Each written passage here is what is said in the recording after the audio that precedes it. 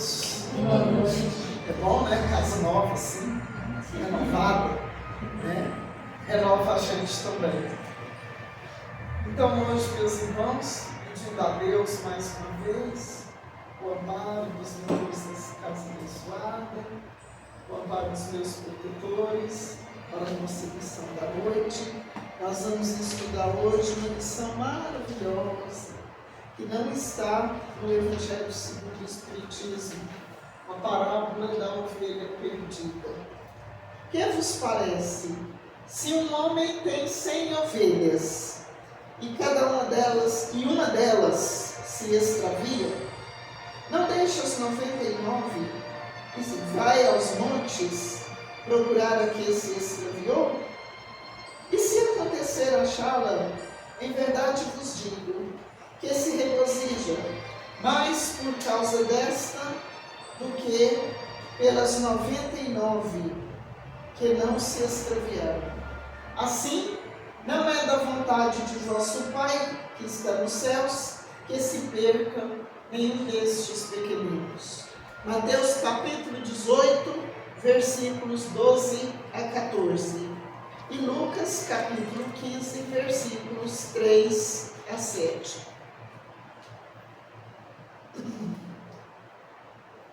As ovelhas somos nós. Nosso pastor é Jesus. Então, não é da lei de Deus que nenhum espírito permaneça atrasado no mal a vida toda. Todos os espíritos são criados simples e ignorantes, com a mesma capacidade para aprender o bem e praticar o mal, conforme nos ensina o livro dos Espíritos. E o mal, por que o mal? O mal, então, deve ser visto como uma experiência para que o espírito se fortaleça no bem, amadureça e se fortaleça no bem. Em outras parábolas, por exemplo, na parábola do filho pródigo, aquele filho, o filho pródigo, o que saiu, que dilapidou a fortuna do pai, por que isso foi importante para ele? Para ele entender o sentido da vida, o que é a casa do pai, o aconchego do pai, o pai é Deus. Todas as parábolas de Jesus são retiradas, então, do cotidiano, da nossa vida. Porque eu falo assim, mas não é do meu tempo? Somos os mesmos espíritos que estamos reencarnando, desencarnando, aprendendo um pouco e retornando, e com a maior dificuldade para colocar, então, as lições de Jesus em prática. E quando a gente tem muita dificuldade, quando a gente fica adiando muito, eu conheço gente que fala assim, eu não quero um pouquinho de pressa não precisa ter pressa não, eu vou devagar, vou muito devagar, e precisar dar uma acelerada, a misericórdia divina tem como acelerar, você já sabe como, a dor, as dificuldades, em proporções imensas e variadas, Na verdade, pelo visto, nós que estamos aqui, todos nós temos as nossas questões, mas na verdade, nós estamos ainda no chamadinho suave, no aprendizado pacífico. Se a gente deixar de merecer isso, aí a gente entra no capítulo da dor. Aí é complicado. É melhor a gente acordar. Então tem um comentário aqui que eu retirei daquele livro, Parábolas e Ensino de Jesus, autor Caíbar Escutel, onde ele fala que Jesus tem aqueles que tomam conta das ovelhas, os nossos anjos de guarda, os espíritos amigos, os benfeitores, os mensageiros de Jesus são esses tomadores de conta das ovelhas. Vamos dizer assim, os pastores menores, que tomam conta da gente. E tomam conta da gente e nenhuma das ovelhas vão se perder. Jesus afirma então no capítulo 10 do Evangelho de João, né? Eu sou o bom pastor. Conheço cada uma das minhas ovelhas pelo nome, e nenhuma delas se perderão. Eu conheço as minhas ovelhas e elas me conhecem e reconhecem a minha voz. E se a gente não está aprendendo a reconhecer, principalmente nós que somos espíritas, porque professamos a fé raciocinada, que é a fé que se baseia no uso do conhecimento, no uso da razão, né? No uso da razão. Nós já estamos no uso da razão. Ah, mas eu ainda não estou no uso da razão. Eu venho, preciso adquirir experiência. Preciso gostar de estudar, preciso gostar da leitura espírita, é preciso gostar do trabalho no bem, é preciso compreender e aceitar o processo educativo no qual está inserido. Por outras palavras, é preciso aceitar o seu planejamento reencarnatório. Mas eu não sei. A gente precisa aprender a descobrir. A gente precisa aprender a compreender, né? Popularmente, de vez em quando a gente conversa com alguém que fala assim, precisa aprender a enxergar os sinais. Tudo está dentro de nós porque a lei de Deus está escrita na nossa consciência.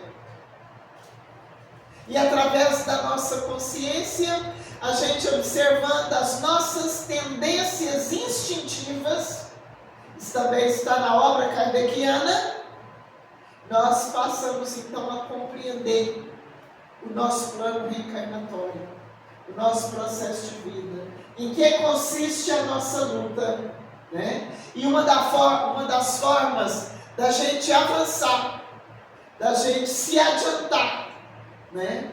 Só o espírito puro é plenamente feliz. Nos ensina o livro Obras Póstumas. A felicidade dos espíritos puros consiste no fato de que eles já aprenderam tudo. Ora, ninguém adquire um conhecimento desse, vamos dizer assim, dormindo até tarde, né? Há um tempo atrás, era muito comum as casas espíritas ter evangelização. Hoje tem muito tempo que eu não vou na campanha do Quilo. Eu fui na campanha do Quilo muitos anos. Eu evangelizei muitos anos. Então, a gente sempre brincava. Espírito que se preza não fica dormindo até tarde, não. Porque se dorme demais, não dá tempo de fazer as coisas. Não dá tempo de aprender. Meu pai falava assim para mim e para os meus irmãos, quando a gente era criança, era jovem, era adolescente. Só pode dormir até tarde quando tudo que deseja está absolutamente na sua mão. Enquanto não estiver, porque tem que levantar cedo, estudar, trabalhar, dar conta do recado. Mas, e do ponto de vista moral? E do ponto de vista espiritual? Já está tudo na nossa mão? Mas que pretensão nossa, hein? Na minha não está, não.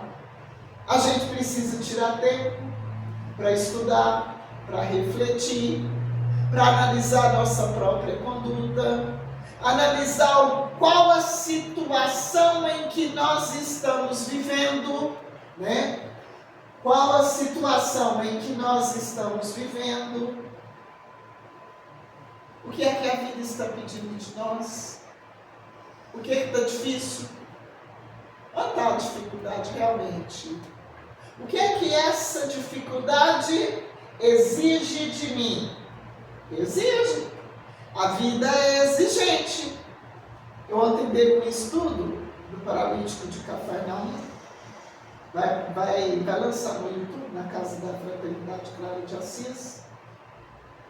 Jesus fala com Simão Pedro que os métodos para curar são exigentes e por isso mesmo indesejados. E mais ainda, a gente não consegue se livrar deles, não. A gente só se livra deles quando está curado, porque aí a gente caminha com eles, a gente caminha com a moral de Cristo. É nisso que consiste o nosso aprendizado. As ovelhas perdidas são aquelas que ignoram a moral do Cristo e vivem, na verdade, como se elas não existissem. Na obra de Manuel Filomeno, na obra de André Luiz,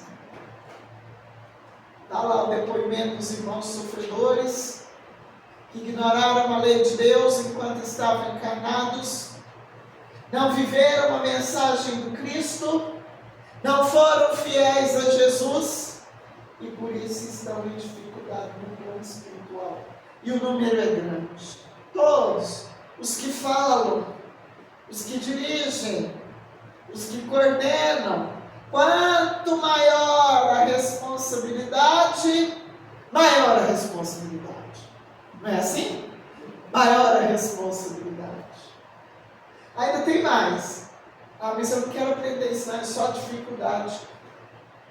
Nesse caso aqui que entra aquela pergunta, aquela fala do apóstolo Tiago na sua carta. Agora eu lembro que isso não tem esse nome. É uma mensagem de Kardec que fala sobre a consciência espírita. Que a gente é responsável pelo bem que não foi feito. O mal causa muito mal, mas não é só o mal que a gente faz. Até pelo bem que a gente deixou de fazer, a gente responde.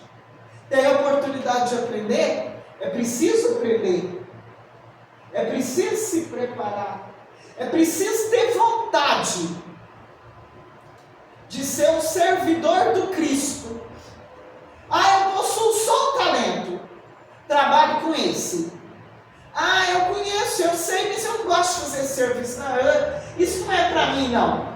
Mas o servidor do Cristo tem que desenvolver as suas habilidades e estar a serviço do Pai, qualquer que seja a hora da nossa vida. Isso Jesus fala com os apóstolos no livro Boa Nova. Seja nas horas de tranquilidade ou nas horas de sofrimento, nós temos que estar à disposição do Pai. E se fizer o serviço só por obrigação, não fez. Que o maior objetivo é a nossa transformação interior.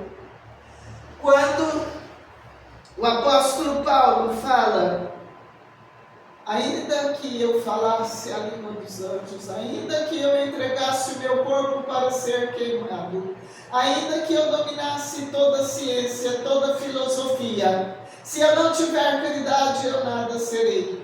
Ainda que a gente tenha todo o conhecimento, todo o saber, todo o domínio da vida espiritual, do mecanismo que rege a vida, se a gente não se modificar moralmente, se nós não nos tornarmos pessoas melhores, nós continuamos a ser ovelhas perdidas, aquelas mesmo que o pastor precisa sair à procura, para que nós possamos então nos reintegrar ao rebanho, o rebanho daquelas que querem seguir com o pastor. Com o pastor, o alcance é profundo, profundo. E eu pediria aos irmãos que chegassem em casa e estudassem essa parábola, pequenininha, em extensão, mas grande no significado. Então, às vezes, para reconduzir uma ovelha ao seu rebanho, é preciso que ela renasça sem um braço, sem uma perna, cego de um olho, com todas as dores do coração, com todas as dores do campo afetivo, porque a dor continua sendo então aquela professora enérgica e eficiente que nos conduz à reflexão, até a gente desejar ser pessoa melhor, né?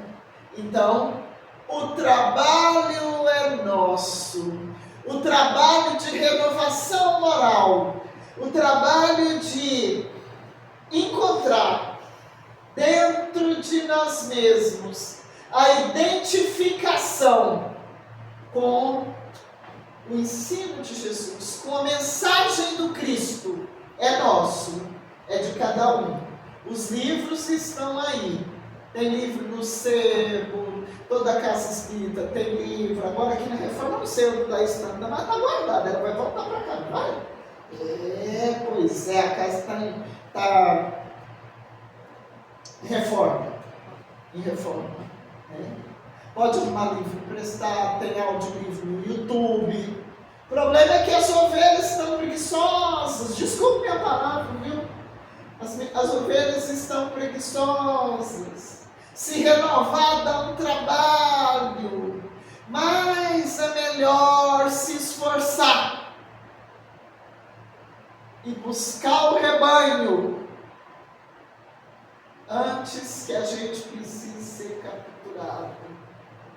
Repito, lá no livro Obreiros da Vida Eterna, André Luiz, na primeira parte lá, vai falar do trabalho que é feito com os irmãos que estão nas zonas trevosas, nas zonas de muito sofrimento, mas é dor que não acaba mais.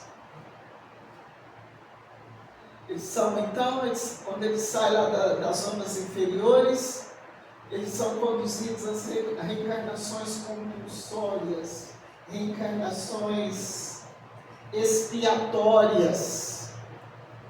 O que significa tudo isso? Resumindo numa palavra, reencarnações onde a criatura ainda está submetida ao determinismo em resultado das suas ações, em resultado das ações praticadas. Ninguém foge da lei. Então vamos aproveitar a hora que a gente tem para a gente adquirir conhecimento e aprender a caminhar de acordo com a lei. Quanto mais o espírito se desprende da matéria, quanto mais ele se desprende do seu comodismo, e eu peço perdão novamente pelas minhas palavras, eu estou na mesma missão. Nosso mestre é Jesus.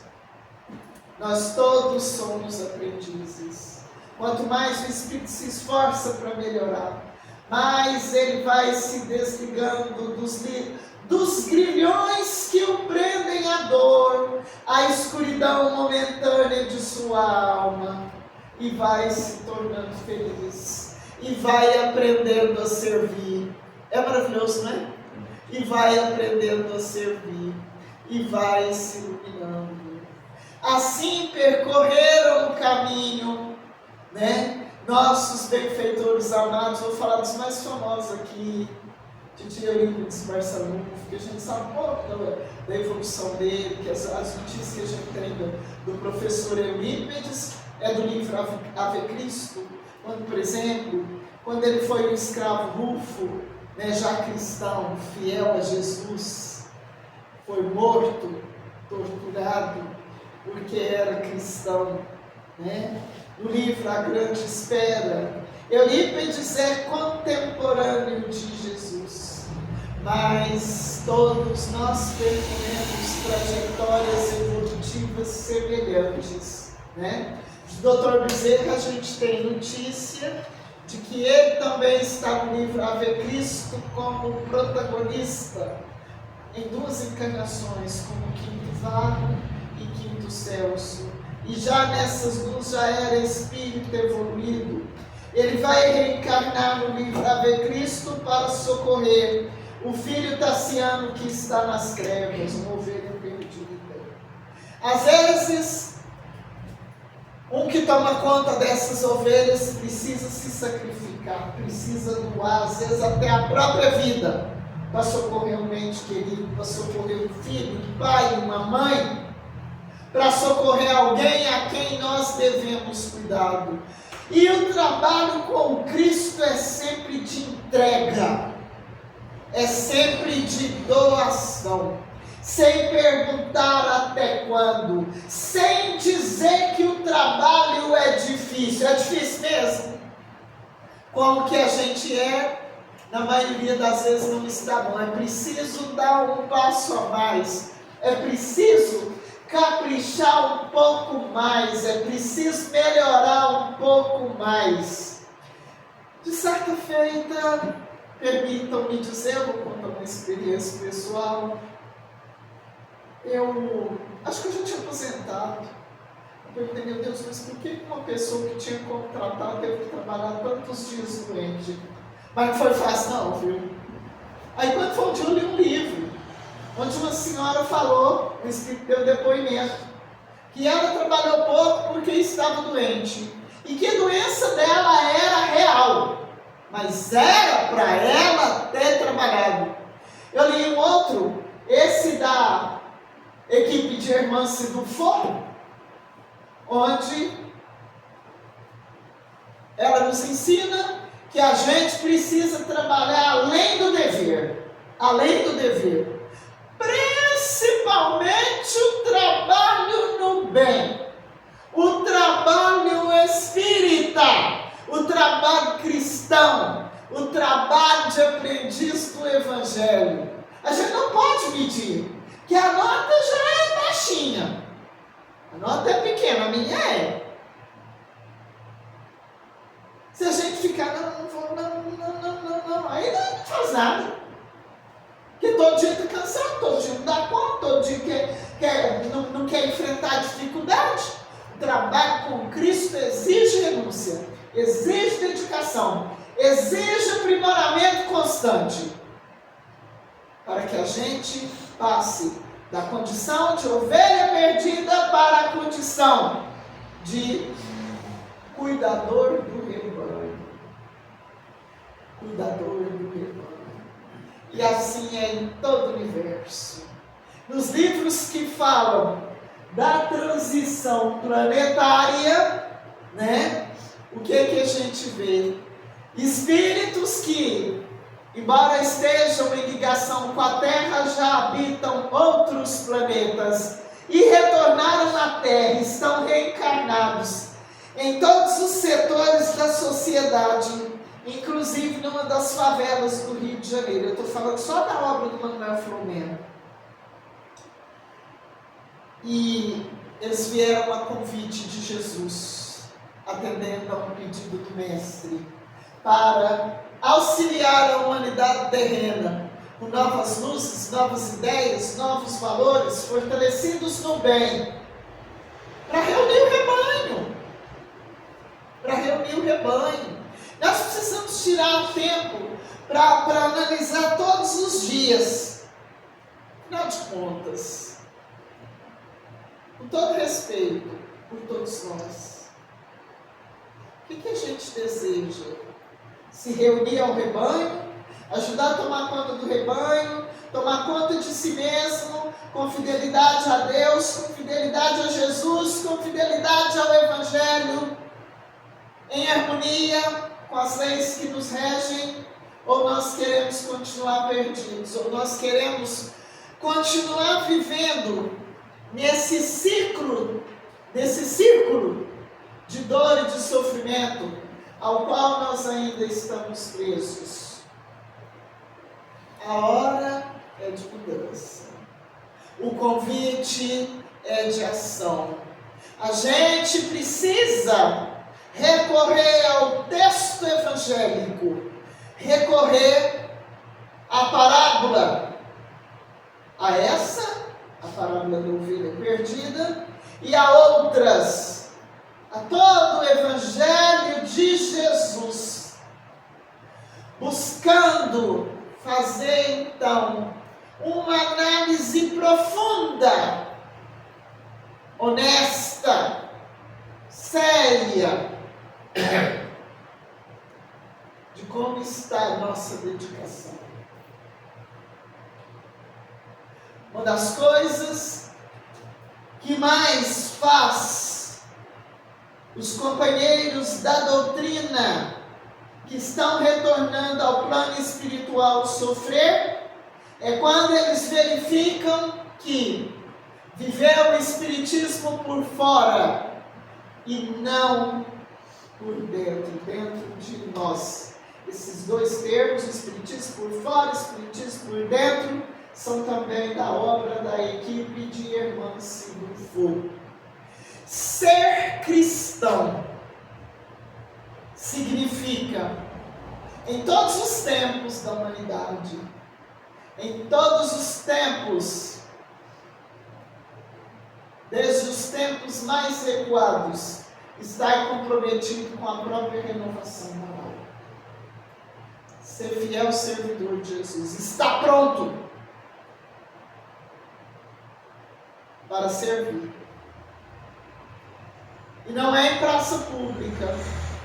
Em qualquer lugar onde a gente esteja, dentro da nossa família, dentro do nosso lar, na casa espírita, na verdade, nós ainda não estamos preparados para executar grandes tarefas.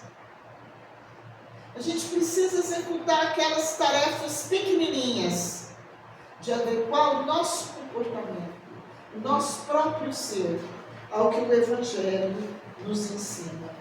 Então, na pergunta número 116, Allan Kardec pergunta aos espíritos superiores: haverá espíritos que se conservem eternamente nas ordens inferiores? Quem quiser saber sobre a primeira, segunda e terceira ordem dos espíritos, estuda lá na questão número 100 do Livro dos Espíritos e seguintes. Haverá espíritos que se conservem eternamente nas ordens inferiores? Espírito vai ficar sempre atrasado, eternamente atrasado? Não! Todos se tornarão perfeitos. Mudam de ordem, mas demoradamente. Porquanto, já como da outra vez dissemos, um pai justo e misericordioso não pode banir seus filhos para sempre. Pretenderias que Deus, tão bom, tão grande, tão justo, fosse pior do que vós mesmos? Nós vamos evoluir. Quando a gente está querendo andar muito devagar, algo acontece para colocar em prática uma sentença popular do conhecimento de todos: a necessidade faz o salto pular. Na hora da dor, na hora da dificuldade, a gente dá um salto evolutivo. E quando nós temos a honra, o privilégio de estar matriculado numa casa espírita, estudando o Evangelho de Jesus, à luz da razão, né? Então, nosso compromisso é maior. Aí a gente não é mais aquele servo que tem um talento só. Nós temos mais. E se temos mais, se recebemos mais, responsabilidade maior. Olha isso aqui.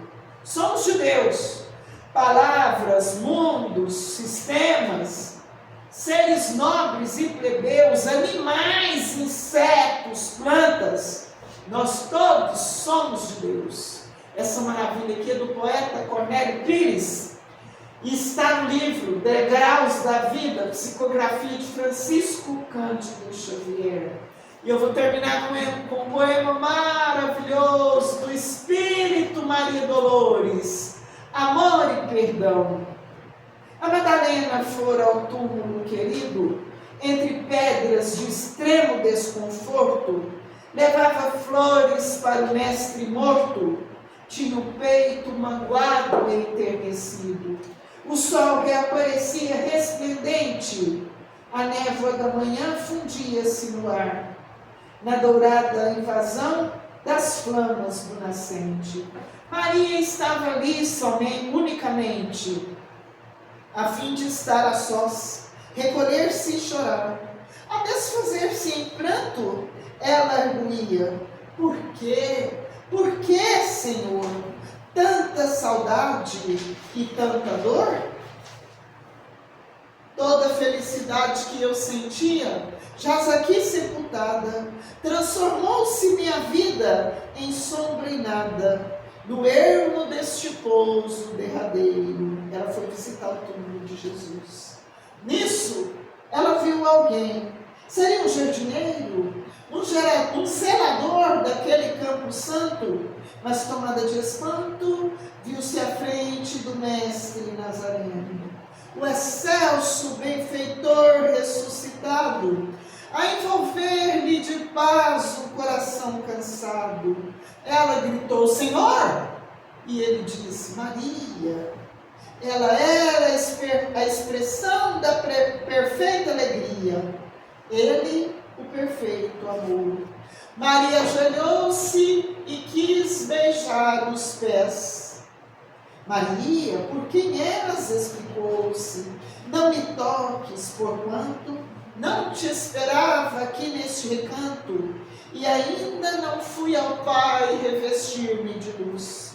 Maria, surpreendida, indagou em seguida: Senhor, onde estiveste? Em que jardim celeste encontraste o pouso, o descanso necessário, que vem de Deus nos dons da paz completa?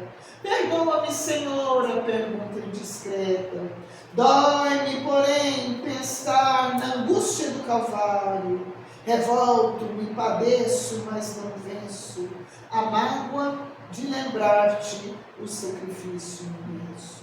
Mas Jesus respondeu: não, Maria, não fui ainda ao alto, nem me elevei sequer um palmo à luz do firmamento.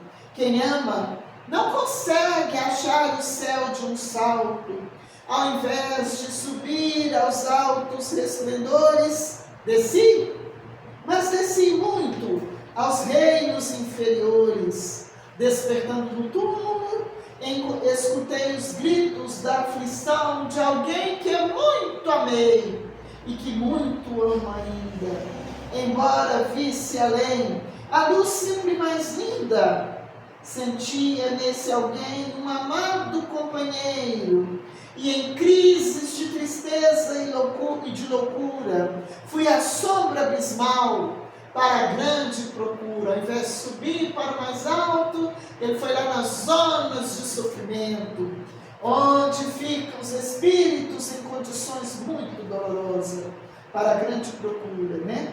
Fui à sombra abismal para a grande procura, e ao reencontrá-lo amargurado e louco, a ponto de não mais me conhecer, demorei-me a afagá-lo, e pouco a pouco consegui que ele, enfim, pudesse adormecer. Senhor, interrogou a Madalena, quem é esse amigo que te fez descer antes de procurar a luz do Pai? Mas Jesus replicou em voz clara e serena: Maria, um amigo não esquece a dor de outro amigo que cai. Antes de me altear a celeste alegria, ao sol do mesmo amor a Deus em que te levas, vali-me após a cruz das grandes horas mudas, e desci para as trevas, a fim de aliviar a imensa dor de Judas. Do livro Coração de Vida, autora Maria Lourdes. Que Jesus nos abençoe, que Jesus nos proteja e nos dê força para que nós possamos nos tornar pessoas melhores. Muito obrigada.